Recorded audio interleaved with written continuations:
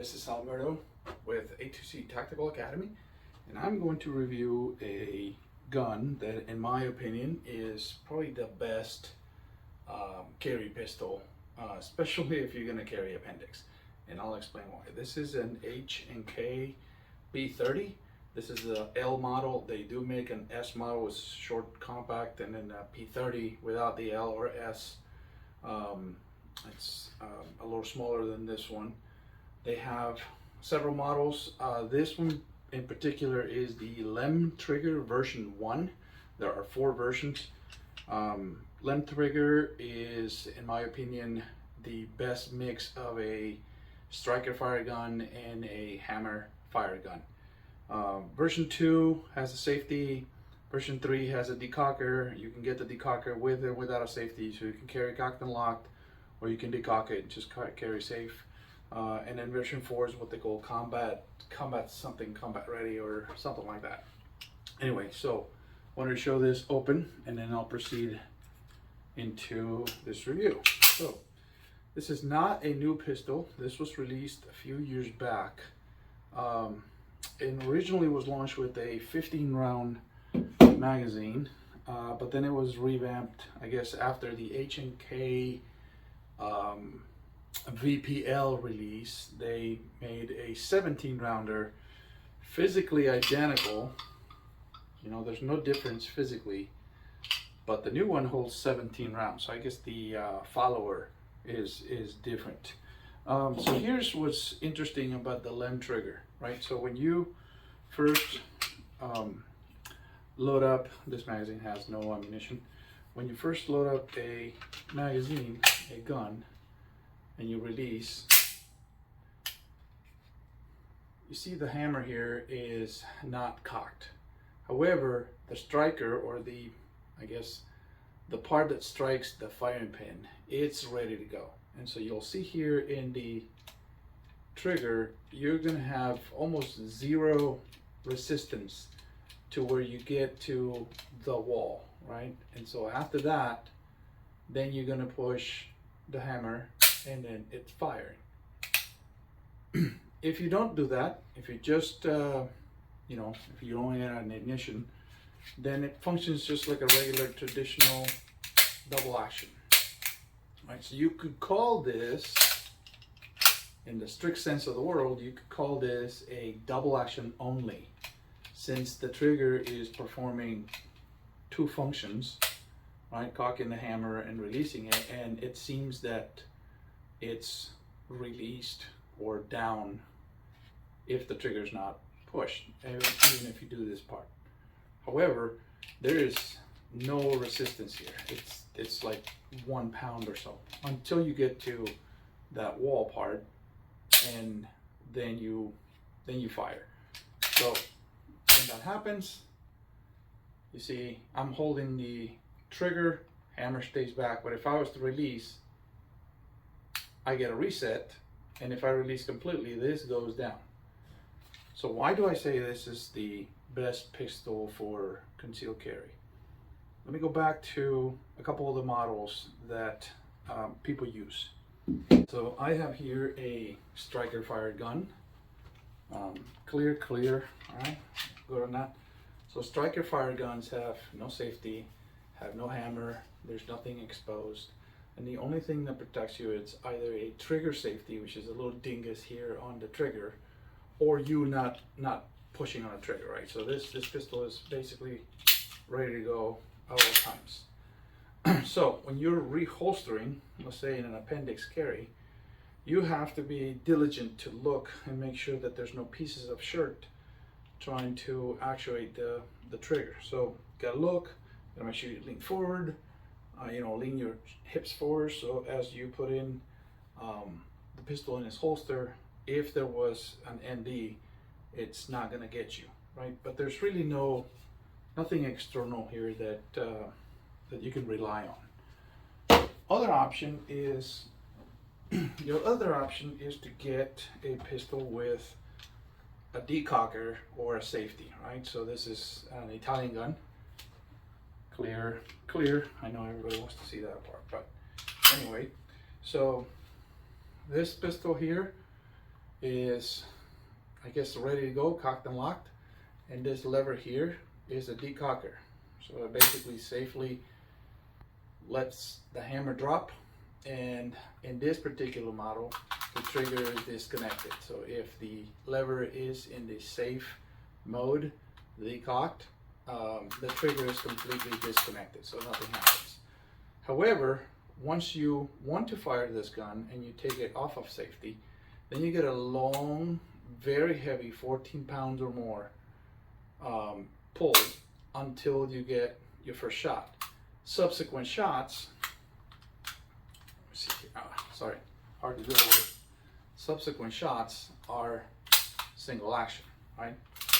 So the disadvantage of a traditional single action, double action is that your first shot from safety or from decock is a very heavy pull, and then subsequent shots are more like a striker fire gun. So now you have to train yourself to 2 different trigger pulls.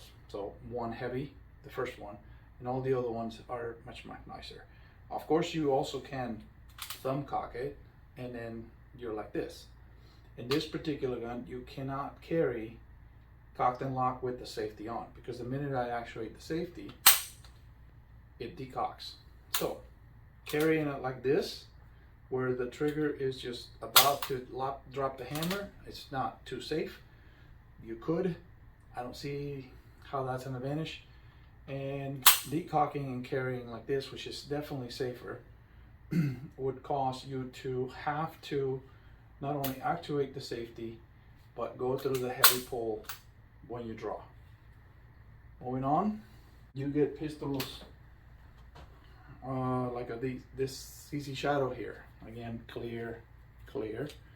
These pistols are designed to be carried cocked and locked. So there's my safety lever, right? So I can carry it cocked and locked. Trigger doesn't do anything when it's unsafe. So this will be similar to 1911s, where you can actually have round in the chamber, hammer back, ready to go, safety on, and you can carry it like that. However, when I used to carry this, or when I use it for competition, as I put it in a holster, I got in the habit of putting my thumb right here, kind of obstructing the move of the hammer, if you will. Not on top of it, but here in between, right? So as if I was to put it back in a holster, if I made a mistake and forgot to actuate the safety, this would release the hammer and just pinch my thumb, right? So if I'm here, if I push, I just release the hammer on my thumb. For the longest time, I actually carried this little guy, the ZZ Rammy, in the same way. It's another CZ, so, oh, forgot to show you. Here, clear, nothing in there. Anyway, for the longest time I used to carry this in appendix position, cocked with the safety on, cocked and locked with the safety on. And so I got in the habit of putting my finger here, my thumb, as I reholster, just in case I forgot to do this and something came in, my hammer would be immobilized by my thumb. All right. Now, all of these pistols can be also carried like this. Hammer down, and then you get your first pull, very heavy, 14 pound, 12 pounds, something like that. And then subsequent shots are single action. In the ZZ models, you cannot actuate the safety if the hammer's down. It's blocked. It doesn't work. Some guns do, like Berettas and things like that, but then what's the point, right? The advantage I find about the P30 is, especially the LEM trigger, is that because there is no resistance here on this, I can actually put my thumb over it. And if I block the movement of the hammer, I basically inhibited the move of the trigger. It's impossible for the trigger to move if I thumb my hammer. So as I reholster, I put my thumb over it, preventing the motion of the trigger. I still look, I still make sure that there's no pieces of shirt or obstructions or anything I don't plan to destroy in the way of the muzzle, but this gives me an extra added peace of mind, if you will, right? And because this is a LEM trigger, it does have, let's check it again. It does have the feel of a striker fire because there's no resistance on this hammer up until we get to the wall. And then it's a very short fire here. Like, look, from here to there. That's it. So now this is my favorite, and I think is the best pistol for concealed carry. What I really like about these pistols is that all three panels, the back and the two sides, are interchangeable. So you can actually make this fit your hand the best. So now, I just got this, really like it. It's gonna go through a bunch of upgrades. And by that, what I mean is this. The factory trigger is mushy, if you will. So here's the wall, and then I still have to go all the way to here to fire it. And then the reset is fairly long, and it's a long way out. There it goes. And then there's, you know, all of this mushiness, you know, I don't like that much. There are no P30 pistols with optic mounts. So I'm gonna send this one to Right Armory to get machined into their IDOT system so I can get lower co-witness, lower 1/3 co-witness. I'm going to upgrade the trigger. I am going to modify the slide lock levers. They're ambidextrous and they're a little long for me. So as I shoot, I tend to keep with my thumb this lever down, which prevents the last round slide lockout. You know, it doesn't lock. So I'm gonna go with a shorter one. What else am I gonna change? I'm gonna change the front sight to a higher post and put a little mag well in here. So once it goes through all those upgrades, I'll do an updated video.